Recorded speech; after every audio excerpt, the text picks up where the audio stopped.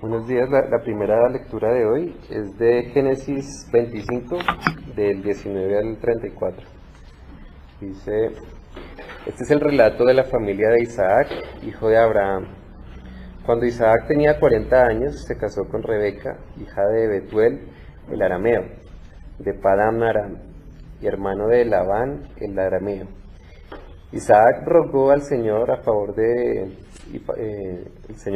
su esposa porque ella no podía tener hijos. El Señor contestó la oración de Isaac y Rebeca, quedó embarazada de mellizos. Pero los dos niños luchaban entre sí dentro de su vientre. Así que ella consultó al Señor. ¿Por qué me pasa esto?, preguntó. Y el Señor le dijo, los hijos que llevas en tu vientre llegarán a ser dos naciones, y desde el principio las dos naciones serán rivales. Una nación será más fuerte que la otra, y tu hijo mayor servirá a tu hijo menor. Cuando le llegó el momento de dar a luz, Rebeca comprobó que la verdad tenía mellizos. Y el primero en nacer era muy rojizo, y estaba cubierto de mucho vello, como un abrigo de piel, por eso lo llamaron Esaú. Después nació el otro mellizo agarrando con la mano el talón de Esaú, por eso lo llamaron Jacob. Isaac tenía 60 años cuando nacieron los mellizos. Los muchachos fueron creciendo y Esaú se convirtió en un hábil cazador. Él era el hombre de campo, pero Jacob tenía un temperamento tranquilo y prefería quedarse en casa. Isaac amaba a Esaú porque le gustaba comer los animales que cazaba, pero Rebeca amaba a Jacob. Cierto día, mientras Jacob preparaba un guiso, Esaú regresó del desierto agotado y hambriento. Esaú le dijo a Jacob, me muero de hambre, dame un poco de ese guiso rojo. Muy bien, respondió Jacob, pero dame a cambio tus derechos de hijo mayor. Mira, me estoy muriendo de hambre, dijo Esaú. ¿De qué me sirve ahora los derechos de hijo mayor? Pero Jacob dijo, primero tienes que jurar que los derechos del hijo mayor me pertenecen a mí. Así que Esaú hizo un juramento mediante el cual vendía todos sus derechos del hijo mayor a su hermano Jacob. Entonces Jacob le dijo a Esaú, le dio a Esaú guiso de lentejas y algo de pan. Esaú comió y luego se levantó y se fue. Así mostró desprecio por sus derechos de hijo mayor. Esta es palabra de Dios. Buenos días. La siguiente lectura es Salmo 119, del 105 al 112. Y dice, tu lámpara es una lámpara que guía mis pies y una luz para mi camino. Lo prometí una vez y volveré a prometerlo. Obedeceré tus ordenanzas. He sufrido mucho, oh Señor. Restaura mi vida como lo prometiste. Señor, acepta mi ofrenda de alabanza y enséñame tus ordenanzas. Mi vida pende de un hilo constantemente, pero no dejaré de obedecer tus enseñanzas. Los malvados me han tendido sus trampas, pero no me apartaré de tus mandamientos. Tus leyes son mi tesoro, son el deleite de mi corazón. Estoy decidido a obedecer tus decretos hasta el final. Esta es palabra de Dios.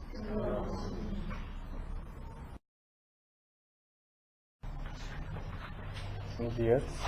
Romanos 8, del 1 al 11, dice, la vida en el Espíritu. Por lo tanto, ya no hay condenación para los que pertenecen a Cristo Jesús.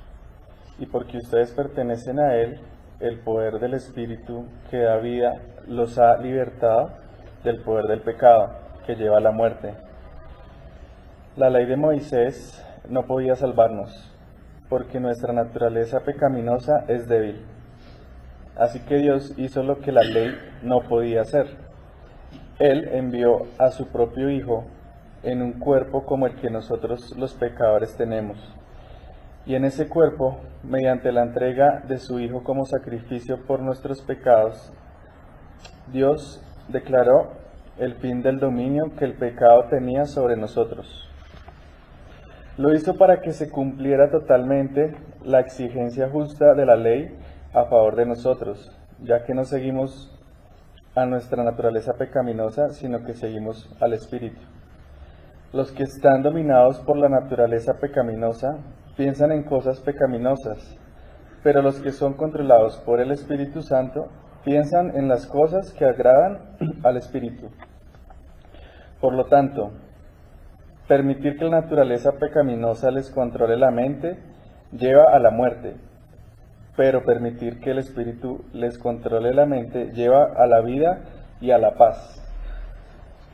Pues la naturaleza pecaminosa es enemiga de Dios siempre. Nunca obedeció las leyes de Dios y jamás lo hará.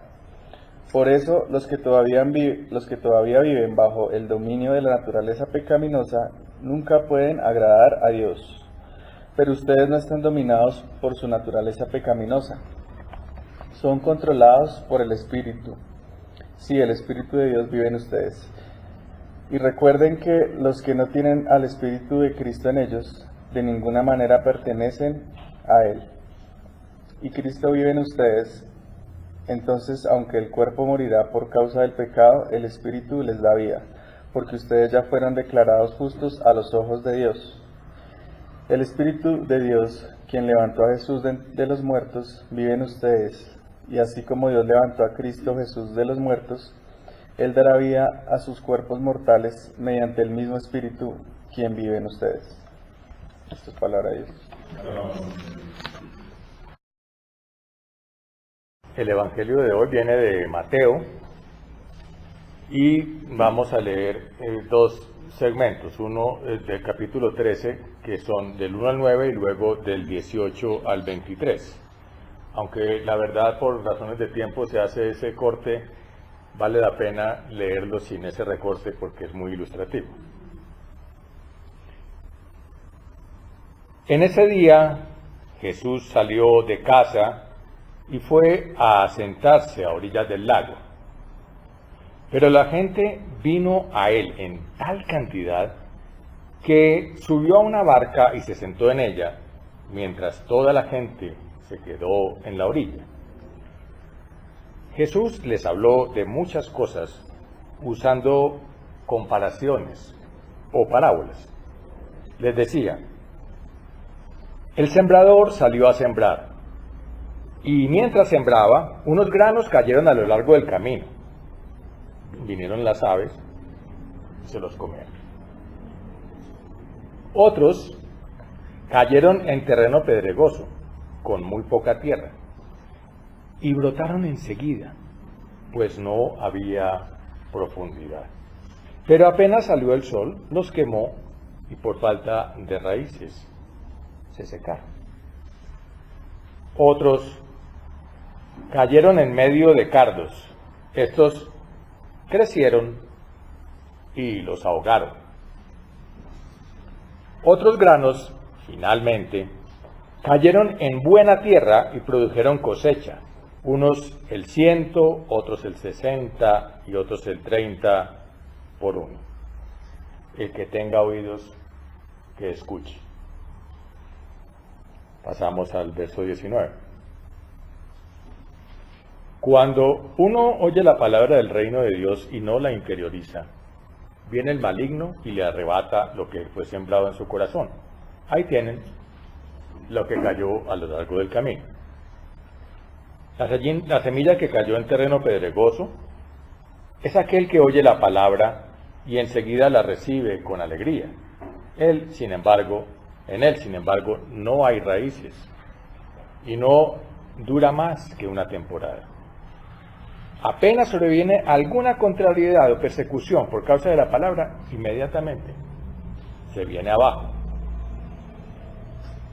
La semilla que cayó entre cardos es aquel que oye la palabra, pero luego las preocupaciones de esta vida y los encantos de las riquezas ahogan esa palabra y al final no produce fruto. La semilla que cayó en tierra buena es aquel que oye la palabra y la comprende. Este ciertamente dará fruto y producirá 100, 60 o 30 veces más. Esta es palabra de Dios.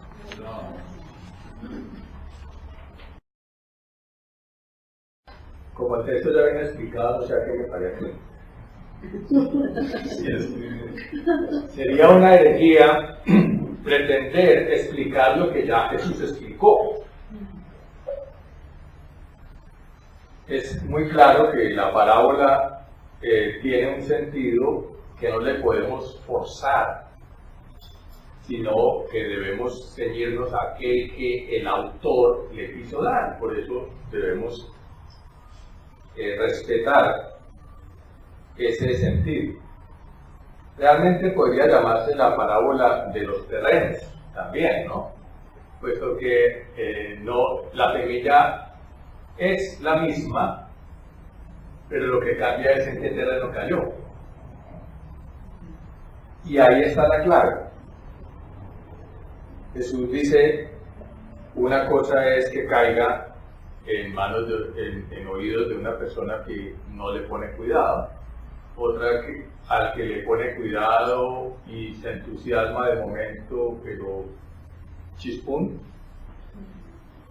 y otra que le pone cuidado, quiere, pero le gana los afanes de la vida. Y por último, uno que sí dice aquí, y creo que es el tema del día de hoy: oye y comprende.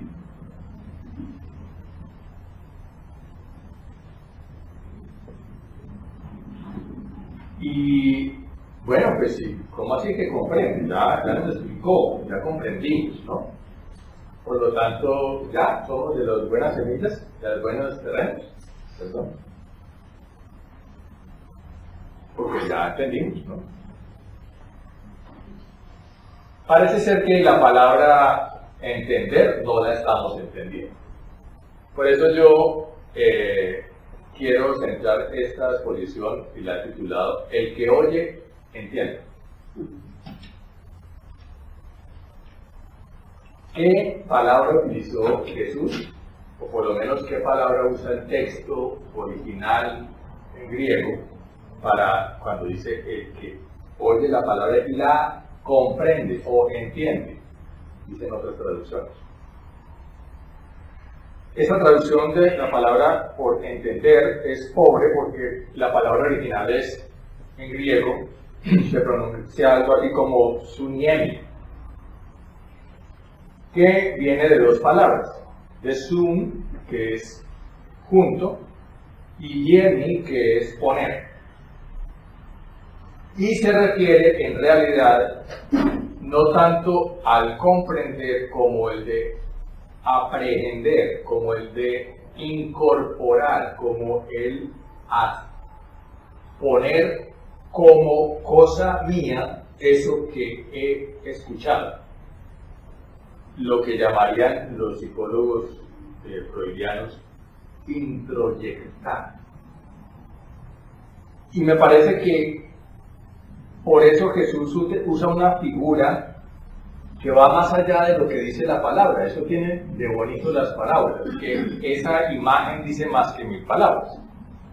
Es esa tierra fértil. ¿Por qué la llamamos fértil? Porque tiene profundidad suficiente.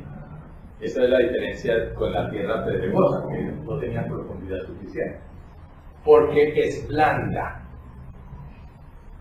Por lo tanto, las raíces pueden avanzar a través de ella, y eso es muy importante. Por eso se hacen los arados, por eso se hace la preparación de los terrenos, para que la tierra esté sueltica, de tal manera que no esté tan compacta que impida que le entre los fertilizantes y que las raíces se entremezclen.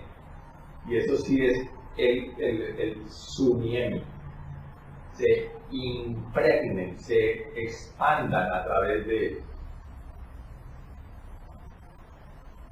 La invitación entonces que nos hace Jesús en este texto es ya no solamente escuchar. Magdalena nos hablaba la semana pasada de la sabiduría del que escucha,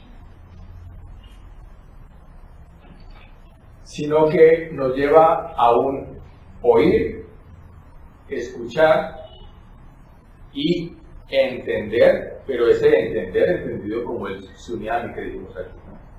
El incorporar, el introyectar, esa palabra.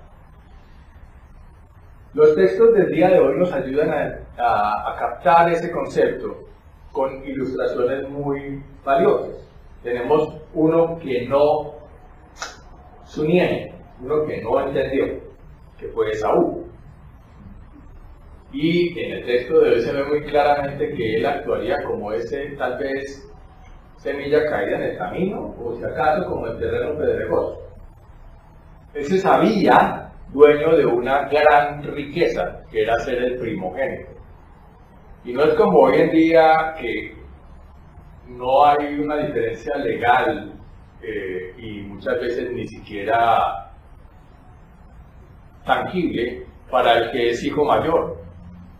A veces hasta el preferido de nuestras familias viene siendo el menor, el consentido, y ese es como el que echa bueno, y los mayores nos tocó lidiar con papás más estrictos y los menores les tocó papás más complacientes, porque ya estaban amansados.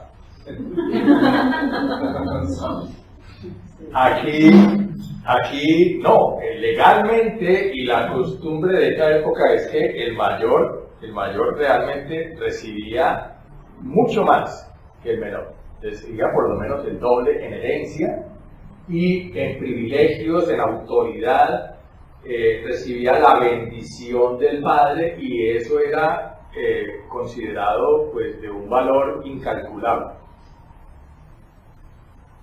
Esaú sabía que tenía derecho a eso. Sin embargo, ante una situación de hambre, ante una situación de necesidad imperiosa, dice una versión, no le dio importancia. La que leímos ahora decía, despreció.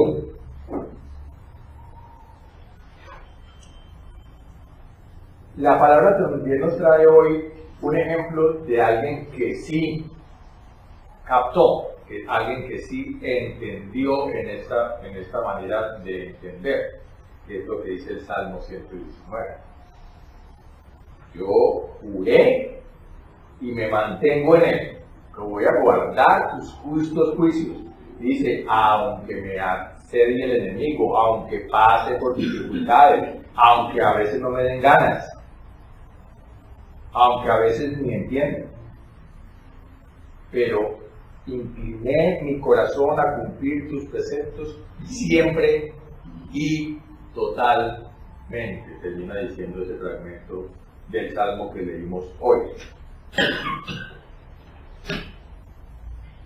Por lo que leemos de ese fragmento del salmista, ha captado, ha entendido, ha introyectado que realmente la palabra, la ley de Dios es el máximo tesoro, pero no solamente eso, es lo que rige su vida en forma total.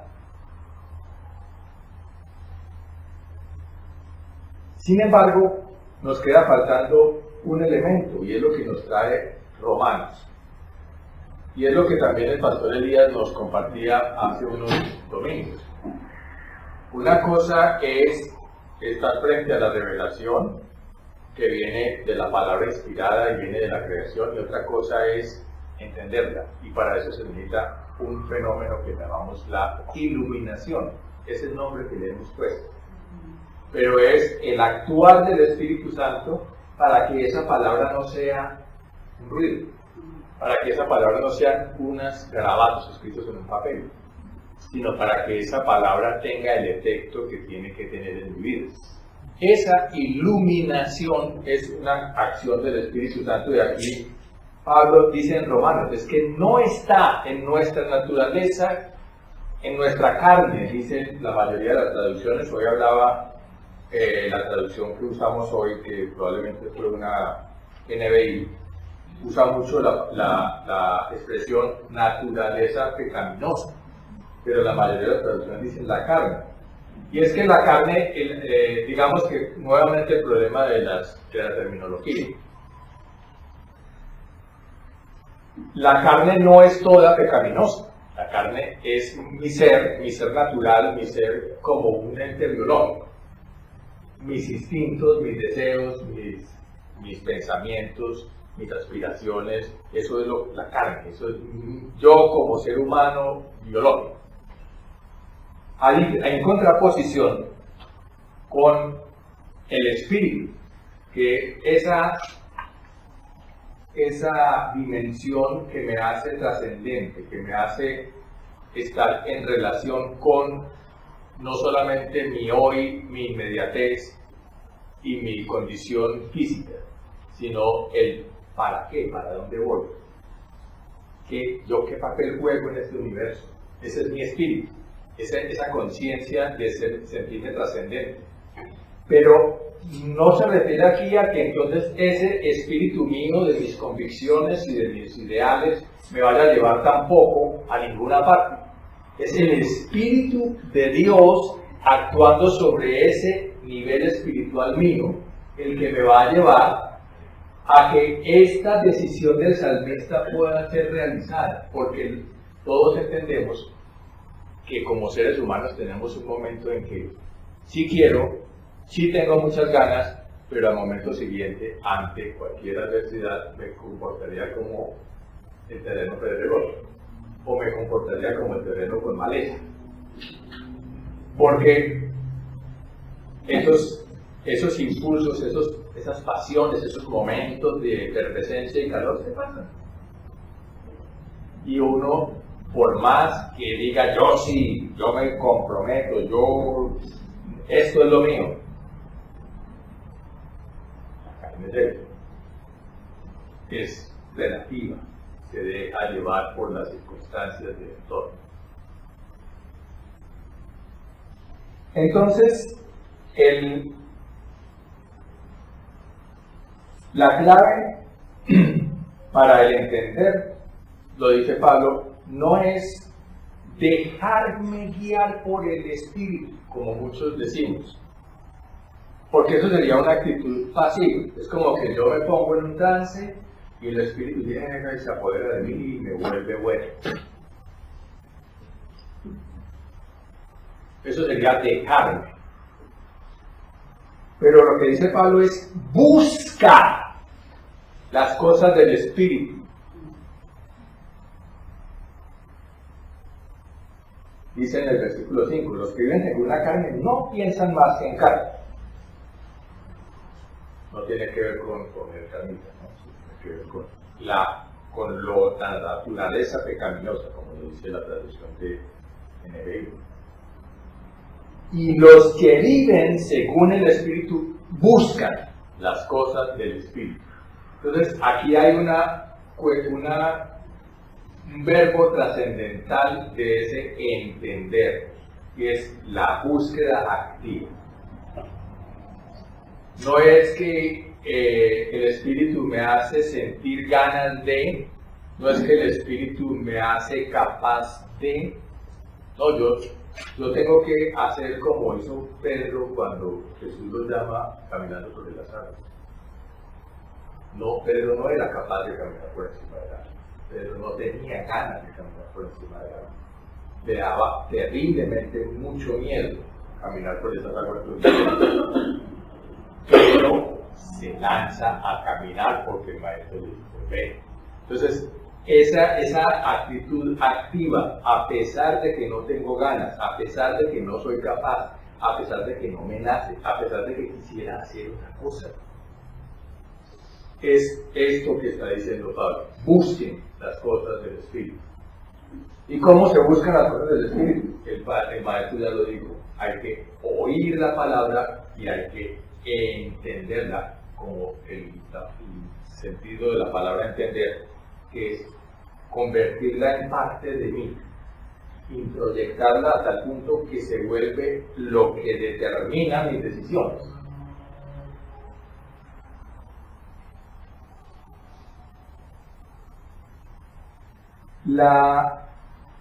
El desafío entonces dice, no basta con oír lo que dicen por ahí. Entonces es la religiosidad popular, lo que uno cree. Hay que ser bueno, no hacerle mal a nadie y mi Diosito lindo nos ayude. No basta con oír las lecturas de la predicación de algún domingo, porque nos pasaría como el del camino. Es una cosa que oí y al otro día se me olvidó. No basta con tener una Biblia. No basta con tenerla abierta en el Salmo 91, ¿no? Todo el mundo, en casi todas las casas, uno ve una Biblia grande, con bordes dorados, las páginas, una encuadernación de lujo, abierta en el Salmo 91, y esa página está amarillita, la otra está blanquita. ¿Por qué? ¿Qué dice el que habita la sombra del Altísimo? Y entonces le encanta, dice que no perecerá, que sus enemigos no le harán daño y toda la cosa, pero se le falta el primer versículo, el que habita a la sombra del Altísimo. ¿Tú habitas a la sombra del Altísimo? ¿Tú realmente te acoges? ¿Tú realmente sustienes? Es que eso es habitar a la sombra del Altísimo. Pero no, me gustan las bendiciones que vienen después.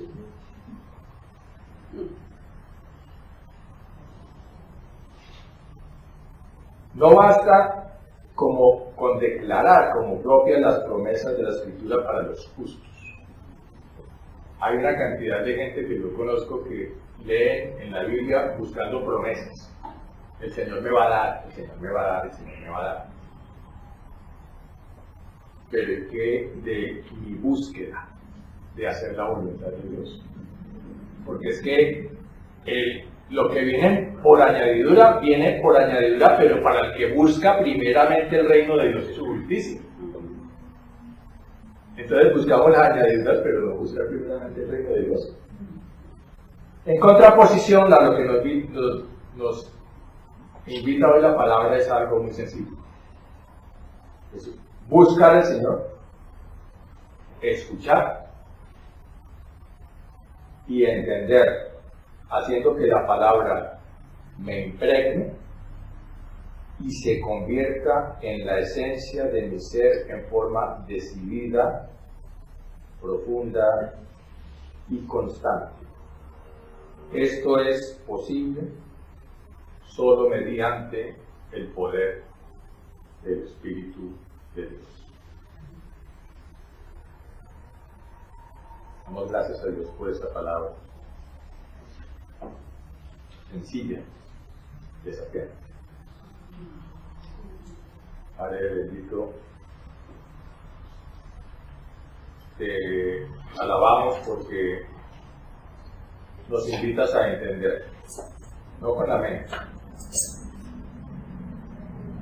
Nos llamas a confiar en ti en una forma tan decidida que realmente te entendamos con la profundidad que significa para ti esa palabra. Reconocemos, Señor, que somos inconstantes, que queremos a veces interpretar la palabra a nuestra mano. Llénanos de la fortaleza de tu espíritu, pero también del coraje de buscar activamente hacer de tu palabra nuestra fuerza, nuestra convicción. Ponemos en tus manos, en nombre de Dios. Amén.